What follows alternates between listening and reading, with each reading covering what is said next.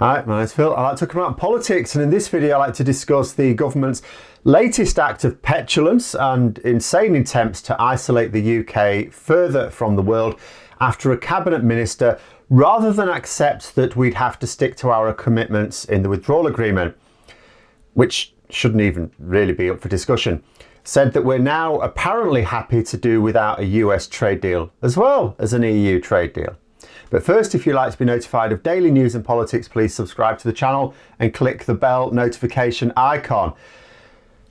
Amazing, isn't it? 4 years ago, we were going to have brilliant trade deals with everyone. We're going to have better trade deal with the EU than we had as members of the EU. We're going to have a brilliant US trade deal, brilliant deals all over the world. Now, we can apparently do without any trade deal at all, bad or otherwise, with the EU and the US as well. In September, for reasons known only to the half-wits at the centre of our Brexit strategy, I suppose we must call it, Boris Johnson put forward legislation to tear up the withdrawal agreement that he claimed as his own, he commended to the British electorate, he whipped his MPs to vote for, and he signed. In one fell swoop, he did three things. One, made it clear that he and his government have no respect for the rule of law. Two, went back on the main policy of his general election campaign. And three, got ready to piss all over the Good Friday Agreement, a vital bridge in the Northern Irish peace process. Any one of those would have invalidated his right to govern, and he did all three at once. The EU made clear that they weren't going to agree to another deal, a more far-reaching one, if the UK couldn't even stick by an earlier one that it agreed just months before. Don't need your trade deal, pouted the Brexiteers. We're going to get a US trade deal. That's more important. Now, of course, the US trade deal by the government's own estimations is worth nothing to our economy. Net worth of nothing. Compared with what we had in the EU, it'll be better than what we're going to have in 7 weeks' time, which of course is what they're going to compare the figures to, just like they did with Japan. Japanese trade deal, they compare it to what we would have had without a Japanese trade deal. They don't compare it with what we have with the EU. Now, then Biden won the election, and then he and senior advisors and Democrat colleagues have been making it clear on a daily basis that there will be no US trade deal if Johnson persists with his attempts to breach his own agreement. The House of Lords are removing the offending clauses. They're getting rid of them. They're gone. It's no problem now. It is a huge problem for the rest of us, but internationally, the internal market bill is then not a problem. The smart decision would be just accept that and get the EU deal done, but Johnson has refused. So now what he's done is he's done what he did earlier in the year when he burned the bridge to an extension to the transition period. So with just days left to go until it will actually be too late to get an EU deal in time for the end of the transition period. I'll make it clear again, we can still carry on negotiating, we could still eventually get an EU deal, but if we don't get it by the beginning of next week, it will be too late to ratify and get in place for the end of the year. I mean, it might come in place early next year. So we will still have some no deal chaos after the end of the transition period. But the thing is, he's dropped himself in the right hole now, because if he now allows those clauses to disappear, he looks weak, because he's officially said he's going to put them back in. He's now officially nailed his colours to the mast. These clauses are remaining, he said. And it doesn't matter what he says later on when he has to remove them. Now that of course means no EU deal and no US deal until he behaves himself. Now the latter is something that Conservatives seem to be taking seriously now. But that only speaks to their great ignorance. I mean, did they think they were going to get away with it if Trump had won? Why? I mean, we all know that Trump doesn't care, but Republicans as well as Democrats have said that they would block any attempt at a trade deal if the Good Friday Agreement was compromised.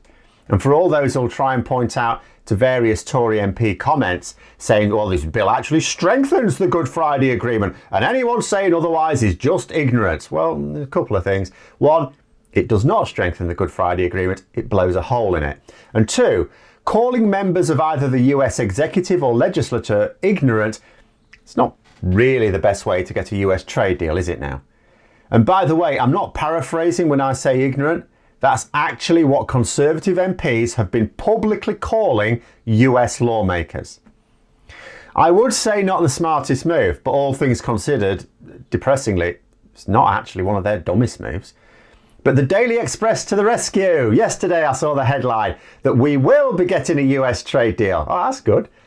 Now, for those who don't know, the Express is the paper that constantly tries to distract from Conservative incompetence and malice like no other.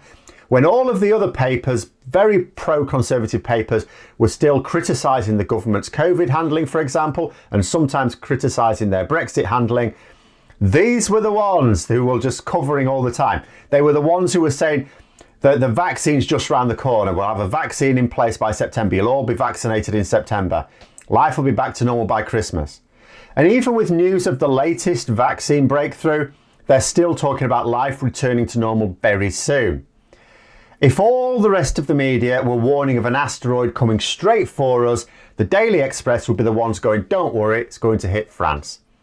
This morning it was saying that we're going to be the financial headquarters of the world. It's quoting the Chancellor, even though financial operators have been fleeing the UK like rats deserting a sinking ship. So when they say we're going to get a US trade deal, you may not want to get too excited. Take it with a pinch of salt. Besides, they cover themselves by saying that this is according to Boris Johnson. Oh, so it's up to Boris Johnson, is it? Now, in a sense, it's not completely wrong.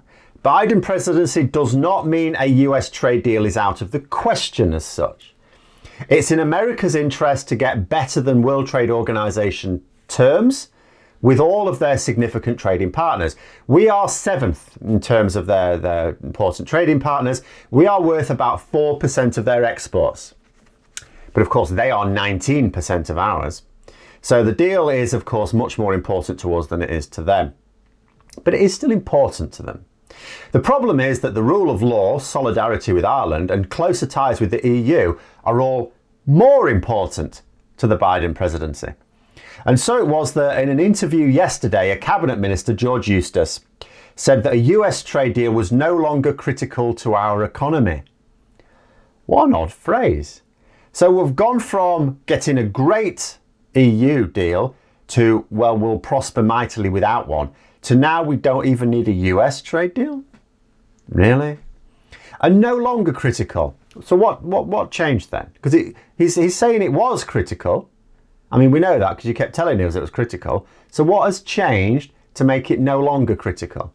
What happened to make a US trade deal much less important?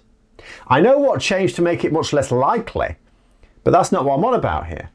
Eustice tried to point out that we already have a lot of trade with America, you know, as if the trade deal would make it better. But, well, we trade with them quite a lot right now. I mean, the trade we have with them right now is pretty good, so it's not an urgent priority.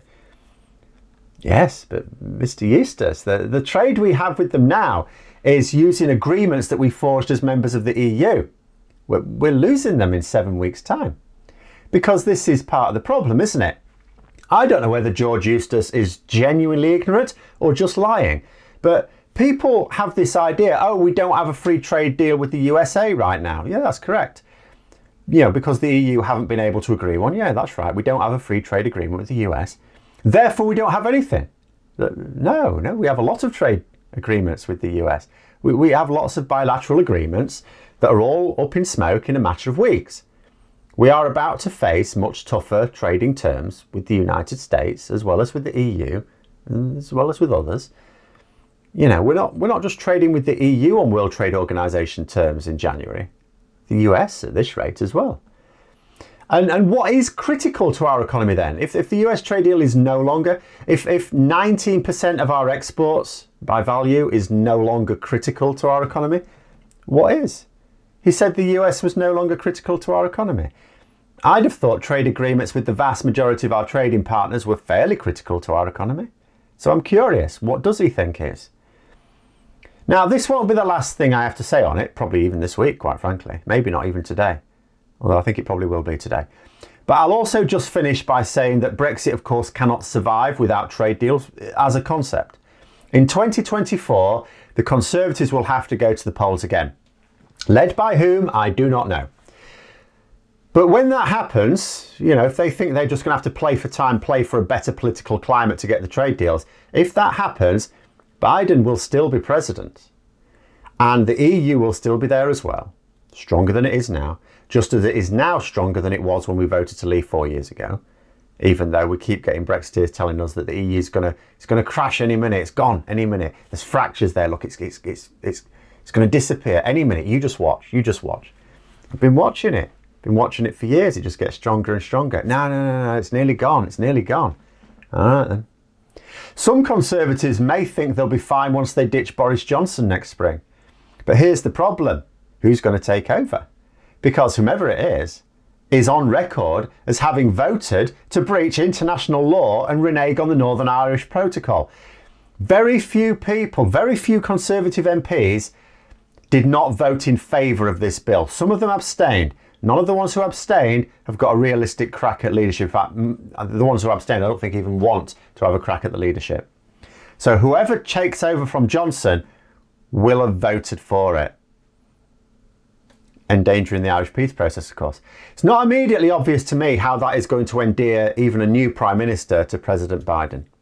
But those are my thoughts. Let me know yours in the comments below. Hope you found the video interesting. If you did, don't forget to click the like button. And if you'd like to support the channel further, please also click the Patreon link for details.